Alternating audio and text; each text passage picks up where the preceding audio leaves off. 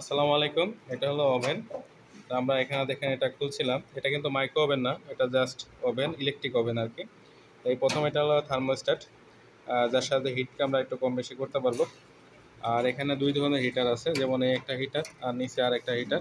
তো এটা হলো রড, টিউব টাইপ হিটার, আর এটা হলো রড টাইপ হিটার। তো এই দুটো হিটার মিলে মোট 1200 ওয়াট। তো এটা 600 ওয়াট, এই চারটা মিলে 600 ওয়াট, দেখা যাচ্ছে 1200 ওয়াট এরকম আছে, যাতে হিটটা চারদিক থেকে পাই আর কি।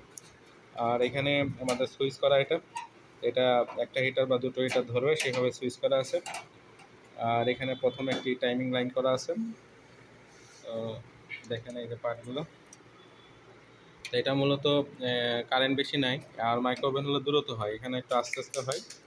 এটা বিশেষ করে রোস্ট করার জন্য, চিকেন বা বিফ করার জন্য বেশি ব্যবহার হয়ে থাকে। আমরা এটা ফিটিং করতেছি আস্তে আস্তে। এখন আমরা, এটা তো দুটো স্ক্রু ছিল লাগাইছো, এটা ওই যে এখানে একটা স্ক্রু লাগবে আর এখানে একটা স্ক্রু লাগবে। আসলে একটা জিনিস খুলে সেইভাবে সুন্দর করে লাগাতে হবে। আসলে সবাইকে ভিডিও দেখার জন্য ধন্যবাদ।